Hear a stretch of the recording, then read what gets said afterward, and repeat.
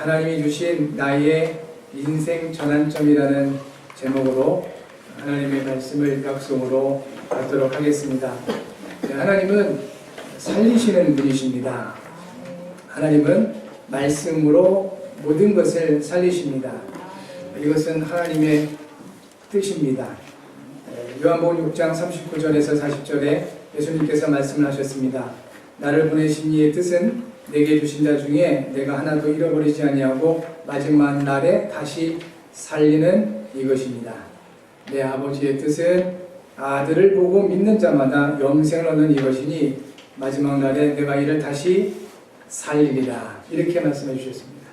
살리시는 것은 하나님의 뜻입니다. 그러므로 저와 여러분들도 살리셔야 되는 것입니다. 또 살리시기 위하여 우리를 부르셨고 살리는 이 일을 위하여 하나님은 저와 여러분들을 예배자로 택하여 세워주셨습니다. 요한복음 6장 63절에 예수님 말씀하시기를 살리는 것은 영이니 육은 무익하니라.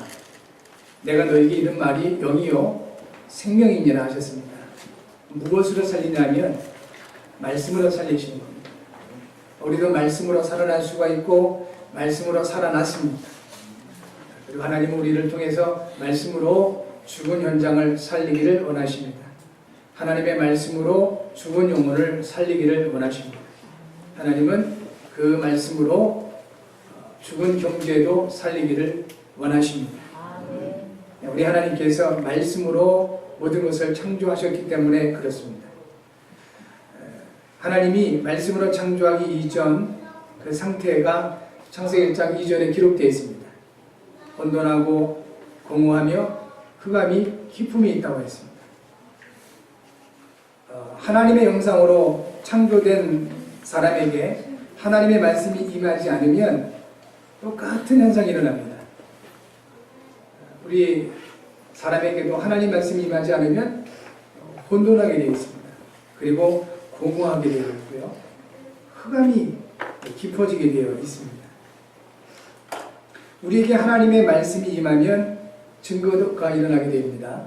그 첫 번째 증거가 하나님의 말씀이 임하게 되면 질서가 생기게 됩니다. 예수님께서 마태복음 6장 33절에 너희는 먼저 그의 나라와 그의 의를 구하라. 그리하면 이 모든 것을 너희에게 더하시리라 하셨습니다.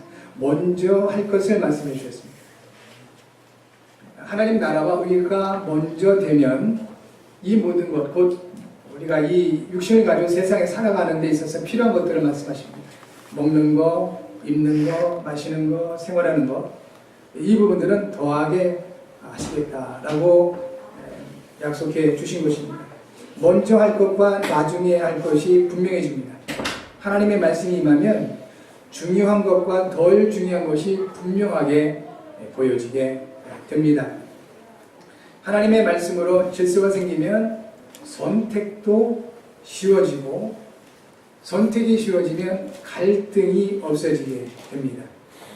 세상을 살아가는 사람이라면 어린 아이나 어른이나 나름대로 갈등이 있습니다. 심지어는 맛있는 음식을 앞에 두고도 이것을 먹어야 되나 저것을 먹어야 되나 갈등합니다. 많이 먹어야 되나 적게 먹어야 되나 갈등이 있게 됩니다. 어린아이든 어른이든 세상을 살아가는 사람이라면 모두에게 이 갈등이 있을 수밖에 없는 것입니다. 갈등은 모든 스트레스의 근원입니다. 스트레스는 모든 병의 근원이라고 의학자들은 말하고 있습니다. 하나님의 말씀을 지속해서 받는 사람에게는 질서가 세워지고 우선순위가 명확해지며 그래서 스트레스가 해결되는 증거가 있게 되는 것입니다. 그러므로 하나님의 말씀을 받을 때 의학이나 상식으로 이해할 수 없는 치유가 일어나기도 하는 것입니다. 여러분에게 이러한 증거가 있기 바랍니다. 하나님의 말씀을 받으면 중요한 것과 덜 중요한 것, 먼저 할 것과 나중에 할 것, 이런 부분들이 명확하게 보여지기 때문에 어떤 선택을 함에 있어서 갈등이 줄어들죠. 갈등이 줄어들면 스트레스가 그만큼 없어지게 되는 것입니다. 그러면 건강도 오게 되어 있다 하는 것입니다. 그리고 이와 같은 갈등이 없어질 때 실제로 병든 부분들도 치유되어지는 증거가 있을 수 있는 것입니다. 이와 같이 하나님의 말씀에 의한 치유의 역사가 있게 될 줄 믿고요. 두 번째, 하나님의 말씀이 임하면 만족이 있게 됩니다. 공허가 아닌 만족이 있게 됩니다. 모든 종교는 자신을 비우라고 가르치고 있습니다. 더 큰 문제는 대부분의 사람들에게 이 말이 굉장히 매력적으로 들려진다는 것입니다. 이유가 있습니다. 대부분의 사람들은 욕심이나 야망으로 가득 차 있습니다. 오히려 그것을 충동질합니다. 야망이 있어야 돼. 그래야 세상에서 성공한다고 가르칩니다. 세상을 살아가기 위해서는 그래도 뭔가를 많이 가져야지라고 욕심을 부추기기도 합니다. 그래서 대부분의 사람들에게는 이 욕심과 야망이 가득 차 있습니다. 성공하고자 하는 사람들일수록 더 크지요. 그런데 이런 사람들일수록 욕심을 가진 사람이나 야망에 잡히는 사람들을 싫어하게 됩니다. 또 어떤 사람들은 상처로 가득 차 있는데요. 이런 사람들은 비판과 분노를 가지고 살아가게 되지요.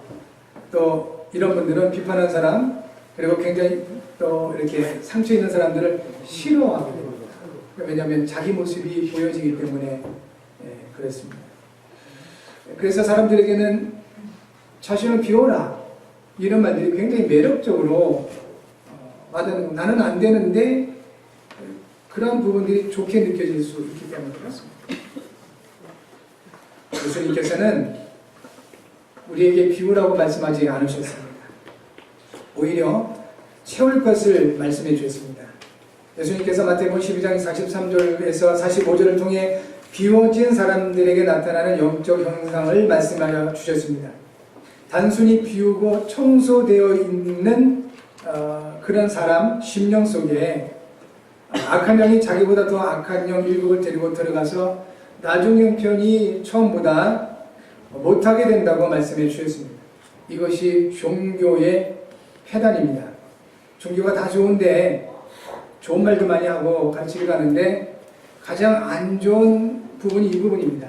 비워라 하기 때문에 영적인 부분을 모르고 하기 때문에요. 비워놓으면 다른 영들이 들어와 버린다는 것입니다. 그래서 나중 형편이 처음보다 심하게 된다고 예수님 말씀하고 있는 것입니다. 하나님은 비우라고 하지 않으십니다. 하나님은 채우시겠다고 약속하십니다. 성령의 감동을 받은 전도자 바울은 빌립보서 4장 19절에서 고백하기를 나의 하나님이 그리스도 예수 안에서 영광 가운데 그 풍성한 대로 너희 모든 쓸 것을 채우리라 하셨습니다. 하나님은 우리의 창조자이시기 때문에 우리가 무엇이 필요한지 아시고 준비하셨다가 정확하게 채우십니다. 성령으로 채우십니다. 하나님의 은혜로 채우시기도 합니다. 또 세상을 이기는 믿음으로 채우시고 세상을 분별할 수 있는 지혜로 채우시기도 합니다. 하나님이 주신 것들로 여러분 영혼에 채우시기를 진심으로 주의 이름으로 축복합니다. 하나님이 주신 말씀으로 채워질 때 진정한 만족이 있게 됩니다. 하나님이 주신 그 말씀으로 여러분 채우셔서 여러분 정말 이렇게 만족한 여러분 되시기 바라고, 진정으로 우리가 가진 것 없다 할지라도 내가 그 작은 그 부분에 족하다면, 만족할 수 있다면 그 사람이 행복할 수 있는 겁니다. 그렇죠? 행복이 멀리 있고 크게 있는 것이 아니라고 하지 않습니까? 작은 부분에, 그 부분에 만족할 수 있는 사람들은 행복할 수 있습니다. 그런데 아무리 많은 것을 가지고 있다 할지라도, 그것이 물질이고 명예고 권세랄지라도 그것에 만족하지 못한다면 결코 행복할 수가 없는 것입니다. 하나님이 채우시겠다고 약속하고 있습니다. 말씀으로 채우시고 성령으로 채우시고 믿음과 은혜와 지혜로 채우시는 여러분 모두가 되어지기 바랍니다. 그리고 하나님의 말씀이 임하면 빛 가운데 거하게 됩니다. 흑암이 아니고요, 빛 가운데 거하게 됩니다. 요한복음 8장 12절에 예수님께서 나는 세상의 빛으로다 하셨습니다. 그리스도는 세상의 빛으로 오셨습니다. 그리스도께서 항상 우리와 함께 하십니다. 우리가 세상을 살아가는 것은 마치 여행과 같습니다. 목적지가 분명한 여행이라도 과정 가운데 생각지 못한 일들이 일어나게 되고요. 그리고 전환점이 있을 수 있게 됩니다. 더욱이 우리가 가는 그 길이 어둡다면 그 길이 더 힘들 수밖에 없겠죠. 그래서 시편 119편 105절에 하나님의 말씀은 내 발의 등이요 내 길의 빛이라고 하셨습니다. 놀랍게도 황폐한 영혼, 또 심지어는 사탄에게 눌려있는 영혼, 또 삶의 방향이 부정적이고 불신앙에 잡히는 이 영혼들은 어둠을 좋아합니다. 참 신기합니다. 가르쳐 주지도 않았음에도 불구하고 그렇게 어둠을 좋아해요. 그러나 살아있는 영혼, 복음을 가지고 누리는 영혼, 삶의 방향이 명확하고 분명한 영혼들은 빛을 가까이 하게 됩니다. 하나님의 말씀이 우리를 빛 가운데로 인도하신다고 하십니다. 하나님의 말씀을 따라갈 때 하나님이 주신 나의 인생 전환점을 찾게 됩니다. 오늘 예배하는 저와 여러분들이 감사가 회복되고 풍성한 하나님이 주신 나의 인생 전환점을 찾으시기를 바랍니다. 먼저 아담의 후손인 모든 사람은 태어나면서 정해진 영적 방향으로 가게 됩니다. 사람들은 이것을 운명이라고 말합니다. 운명은 바꿀 수가 없습니다. 모든 사람이 죄 가운데 있기에 하나님의 영광과 상관없는 방향으로 가게 됩니다. 로마서 3장 23절 말씀이죠. 모든 사람이 죄를 범하였음에 하나님의 영광에 이르지 못하더니 했습니다. 아담의 후손은 죄와 허물로 죽은 상태이기 때문에 세상에 매이고 재앙으로 가게 되는 것입니다. 운명이 왜 나쁩니까? 그 안에서 세상을 즐길 수도 있고 세상에서 성공할 수도 있고 나름대로 목적을 이렇게 이룰 수도 있습니다. 그런데 운명의 결론은 사망입니다. 그래서 운명을 바꿔야 된다는 것입니다. 세상의 어떤 것으로 바꿀 수가 없습니다. 우리는 예수 그분이 그리스도 되심을 믿고 영접함으로 말미암아 이 운명에서 죄와 사망의 법에서 빠져나온 사람들이 되었습니다. 이와 같은 영적 사실을 볼 수가 있어야 되겠고요. 아담의 후손된 우리 모든 사람에게 하나님께서 인생 전환점을 그리스도로 말미암아 주셨습니다. 말씀으로 구원의 약속을 주셨고요. 말씀으로 주신 구원의 약속을 이루셨습니다. 그 말씀이 육신이 되어 오신 분이 바로 그리스도십니다. 그리스도이신 그분의 이름이 예수십니다. 예수님을 믿어야 될 유일한 이유가 여기에 있는 것입니다. 성공과 출세와 그리고 평안은 모든 종교도 다 얘기합니다. 그러나 그 어떤 종교도 말할 수 없는 한 가지 메시아 곧 그리스도를 그들은 말할 수 없습니다. 성경을 통해서 하나님은 우리에게 메시아 곧 그리스도에 대해서 언약을 주셨고 그 언약을 이루셨습니다. 바로 그분의 이름이 예수십니다. 이 예수님이 메시아요 그리스도, 우리말로는 우리의 구주가 되신다는 이 말이 바로 복음인 것입니다. 요한복음 3장 18절 예수께서 말씀하시기를 나를 믿는 자는 영생을 얻었고 나를 믿지 않는 자는 믿지 아니함으로 말미암아 이미 심판을 받았느니라 했습니다. 우리가 하나님의 말씀 앞에 선다는 것은 중요한 전환점이 됩니다. 여러분들이 현장에서 예수님이 그리스도 되시고 우리의 구주가 되신다는 이 복음을 증거하는 것은 지금 그 복음을 듣는 그 사람 앞에 인생 전환점을 두는 겁니다. 믿으면 영원한 생명을 얻고 하나님의 자녀의 축복을 누립니다. 여러분이 복음을 전하는데 그 복음을 거절하고 받아들이지 않으면 그 인생은 멸망으로 갈 수밖에 없는 것입니다. 무서운 전환점입니다. 전도자의 권세가 여기에 있는 것입니다. 놓치지 마시고 이제 저와 여러분들이 예수님을 그리스도 믿고 영접한 것은 우리에게 현장에 있는 많은 사람들 이전에 나에게 주어진 인생 최고의 전환점임을 확인할 수 있어야 되겠습니다. 이미 저와 여러분들은 인생 최고의 전환점을 가지고 있는 사람들이 되었습니다. 중요한 것은 세 번째입니다. 하나님이 주신 나의 인생 전환점을 찾을 수 있어야 되겠습니다. 우리 하나님께서 우리를 사랑하십니다. 우리에게 은혜로 주셨습니다. 우리가 구원받을 수 있는 길도 다 열어주셨습니다. 또 성취하실 말씀도 주십니다. 그럼에도 불구하고 내가 그 부분을 전혀 받아들이지 않는다면 나의 것이 될 수가 없습니다. 아무리 하나님이 좋은 부분들 다 준비하시고 우리 앞에 이렇게 상을 차려 놓으셨다 할지라도 우리가 그것을 먹지를 않는다면, 받아들이지 않는다면 내 것이 될 수가 없는 것입니다. 성도 여러분, 하나님이 주신 인생 전환점이 저와 여러분의 것들 되셔야 되겠습니다. 나의 인생 전환점 찾으셔야 됩니다. 아담의 후손인 모든 사람은 내일 일을 자랑할 수가 없습니다. 잠언서 27장 1절에 너는 내일 일을 자랑하지 말라. 하루 동안에 무슨 일이 일어날는지 네가 알 수 없음이니라 했습니다. 내일 일이 무엇입니까? 1시간 이후의 일도 일어날지, 지금 무슨 일이 일어날지 모르겠는데, 제가 40일 집중 기도하면서 큰일을 겪었습니다. 차를 주차해놓고 움직이고 약간 이제 후진해서 하는데 연세 많으신 어르신이 그 차에 이렇게 접촉이 됐어요.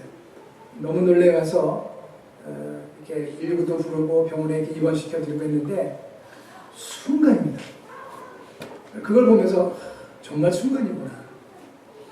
그러니 내일 일을 자랑하지 말라는 이 말씀, 어떻게 보면 이 시간폭이 너무 커요. 잠시도 우리는 무슨 일이 일어날지 알 수 없습니다. 10분 후에도 무슨 일이 일어날지 알 수 없습니다. 그런 것이 우리 인생입니다. 하나님은 말씀하셨습니다. 내일 일을 자랑하지 말라. 오늘이, 지금이 하나님이 주신 인생 전환점이 되어야 합니다. 그리스도의 말씀을 듣고 받는 것입니다. 하나님에 대한 믿음을 가지는 것입니다. 로마서 10장 17절에 믿음은 들음에서 나며 들음은 그리스도의 말씀으로 말미암느니라 했습니다. 이와 같은 모든 것들이 우리가 노력해서 착해서 되는 것이 아니라 하나님의 은혜라고 에베소서 4장 8절 말씀하십니다.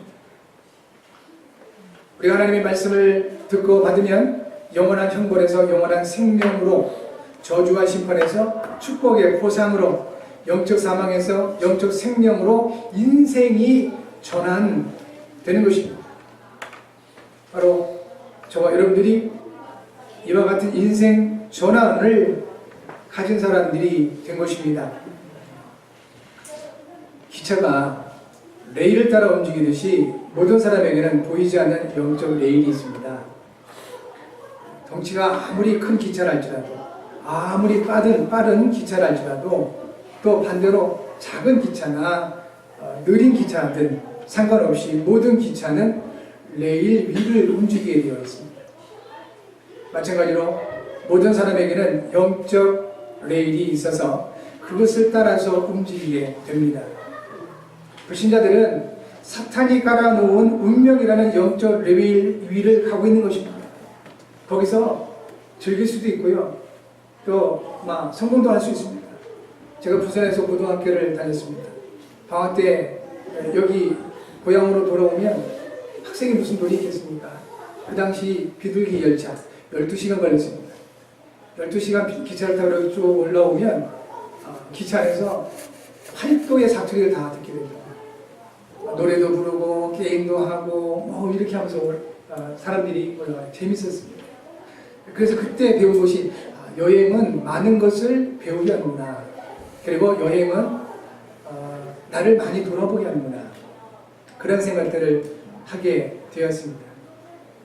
이 인생, 이 여행길, 그 여행길에 사탄이 깔아놓은 그 레위를 달린다면 그 안에서도 노래도 부르고 잠깐의 즐거움도 있고 또 여러 가지 이렇게 성공도 하기도 하는 것 같은데 결국 그 종착점은 멸망이요 사망이라는 것입니다. 그러나 구원받은 우리는 하나님의 말씀에 의한 언약이라는 영적 레일 위를 달리고 있는 것입니다. 우리도 이전에는 사탄이 깔아놓은 레일 위를 달렸던 사람들이었습니다. 그랬던 우리가 어느 날 하나님의 은혜로 언약이라는 레일 위를 달리게 된 것입니다. 이것이 하나님이 우리에게 주신 최고의 은혜요, 이것이 하나님이 나에게 주신 나의 인생 전환점인 것입니다. 너무 감사한 일이죠.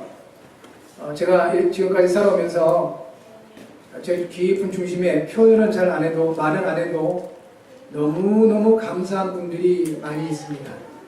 하나님 앞에 기도할 때마다 정말 감사로 고백되어지는 분들이 있어요. 가장 힘들고 어려울 때, 또 내가 불신자 상태였을 때 나를 위해서 기도해 주시고 또 제 사역을 동참하시면서 어려움을 함께 해주셨던 이런 분들, 너무 감사한 분들 많이 있습니다. 그런데 그 어떤 사람보다 더 감사한 것이 사망에서 생명으로 옮겨주신 하나님 주신 인생 전환점입니다. 이걸 생각할 때마다 너무 감사합니다. 감사를 넘어서 감격이 됩니다. 하나님이 인생 전환점을 내게 주시지 않았더라면 어떻게 됐을까? 저는 아찔합니다. 아마도 내게 이 하나님이 인생 전환점을 주시지 않았다면 저는 박수무당이 되었거나 알코올 중독자가 되었을 겁니다. 우리 집안의 내력이요. 영적 문제가 그런 문제가 있었습니다. 그랬던 저를 이와 같이 하나님의 은혜로 사탄이 깔아놓은 멸망의 레일 위에서 하나님이 깔아놓으신 언약의 레일 위로 인생 전환점을 주신 겁니다. 너무너무 감사하죠. 여러분에게도 이와 같은 감사가 풍성하기를 바랍니다. 한국철도공사 코리일에서 운영하는 KTX를 타고 여행을 간 적이 있습니다. 서울을 출발해서 부산까지 가는 레일을 경부선이라고 합니다. 잘 아시죠? 서울을 출발해서 목포까지 가는 레일을 호남선이라고 합니다.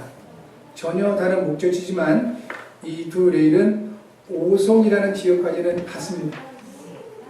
이 KTX선이 오송까지는 같은 레일을 타고 하다가 거기서 갈라집니다. 일종의 전환점입니다. 우리가 가는 인생 레일에 전환점이 오게 됩니다. 영생과 영벌, 심판과 축복, 사망과 생명이라는 전환점이 오게 됩니다. 이 전환점이 자칫 잘못하면 우리의 삶을 무너뜨릴 수가 있습니다.